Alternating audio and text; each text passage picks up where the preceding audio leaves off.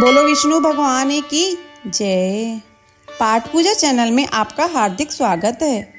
आज से कार्तिक मास का शुभारंभ हो रहा है। इस पवित्र माह में हम प्रतिदिन कार्तिक महात्म्य के अध्यायों का श्रवण करेंगे। इस दिव्य यात्रा में हमारे साथ बने रहें और भगवान की आराधना कर पुण्य लाभ प्राप्त करें। कार्तिक मास सनातन धर्म में अत्यंत पवित्र और विशेष महत्व रखने वाला मास है। यह मास भगवान विष्णु की उपासना, दीपदान, व्रत और स्नान के लिए अद्वितीय माना जाता है।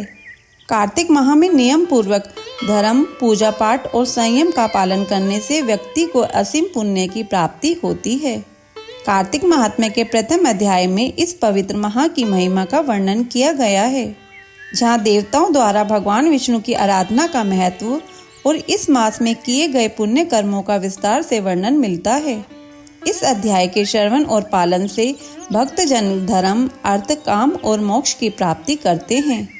आइए कार्तिक महात्म्य के प्रथम अध्याय का श्रद्धा पूर्वक श्रवण करें और भगवान विष्णु की कृपा प्राप्त करें। पहला अध्याय। नैमिषारण्य तीर्थ में श्री सूत जी महाराज 88,000 शौनकादि ऋषियों से बोले, अब मैं आपके सामने कार्तिक महात्म्य की श्रेष्ठ कथा कहता हूँ, जिसे सुनकर मनुष्य सब प्रकार के पापों से छूटकर बैकुंठ को प्राप्त कर लेता है।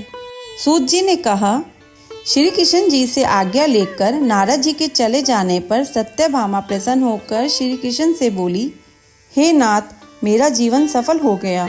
मेरे माता पिता भी धन्य हैं, जो आपकी 16,000 रानियों में मैं अत्यधिक प्यारी हुई।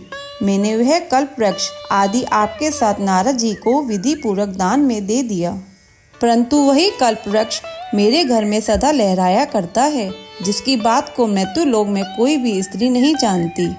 हे स्वामी, अब मैं आपसे पूछना चाहती हूँ, सो विस्तार पूर्वक कहिए, जिसे सुनकर मैं अपने हित कार्य करूँ, जिसके करने से कल प्रत्यन भी आप मुझे विमुख न हो। सूत जी कहने लगे, सत्यभामा के ऐसे वचनों को सुनकर श्री कृष्ण जी हंसते हुए सत्यभामा की बाह पकड़कर कल्प वृक्ष के नीचे गए और बोले, हे प्रिय, 16,000 स्त्रियों में मुझे तुम प्राणों के समान प्यारी हो। तुम्हारे लिए देवताओं और देवराज इंद्र से भी मैंने विरोध किया था। उस महा अद्भुत वार्ता को सुनो। सूत जी बोले, एक दिन श्री कृष्ण भगवान ने सत्यभामा के साथ गरुड़ पर सवार होकर इंद्रलोक में जाकर कल्प वृक्ष मांगा। तब इंद्र के न देने पर गरुड़ का इंद्र से घोर युद्ध हुआ था। हे प्रिय, जब मैं तुम्हें हर चीज दे सकता हूँ, हर एक कार्य पूरा कर सकता हूँ, तो क्या तुम्हारे आश्चर्यजनक प्रश्न का उत्तर न दूंगा? यह सुन सत्यभामा बोली, हे प्रभु, पूर्व जन्म में मेरा कैसा स्वभाव था? किसकी पुत्री थी? मैंने कौन से दान, व्रत या तप नहीं किया, जिससे मुझे मृत्यु लोक में जन्म लेना पड़ा? और ऐसे कौन से शुभ कर्म किए कि यहाँ आकर आपकी अर्धांगिनी हुई और आप गरुड़ पर सवार होकर मुझे साथ में लिए इंद्रानी देवताओं के स्थानों में फिरते हो? तब भगवान बोले, हे कांते, तुम पूर्व जन्म में किसकी पुत्री थी? कौन से पुण्य और व्रताधिक तथा शुभ कार्य तुमने किए थे, वह सब कहता हूँ। पूर्व समय में सतयुग के अंत में मायापुरी में अत्रि गोत्र में वेदों और यज्ञों का जानने वाला देव शर्मा नाम का ब्राह्मण रहता था। वह रोज अतिथियों की सेवा, हवन और सूर्य भगवान की पूजा किया करता था, इसलिए सूर्य की तरह तेजस्वी था। उस ब्राह्मण के बुढ़ापे में एक गुणवती नाम की कन्या हुई, जिसका विवाह उस पुत्रहीन ब्राह्मण ने अपने चंद्र नाम के शिष्य के साथ कर दिया और वे दोनों पिता पुत्र की तरह रहने लगे। एक समय वे दोनों कुशा और समीधा लेने के लिए वन में हिमालय की तलहटी में पहुंचे, तो उन्होंने एक राक्षस को अपनी तरफ आते देखा, जिसके भय से उनके शरीर शिथिल हो गए और उनमें भागने की शक्ति भी नहीं रही। तब राक्षस ने दोनों को मार डाला।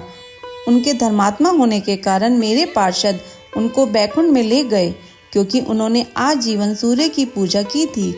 इसलिए मैं दोनों पर अति प्रसन्न हुआ।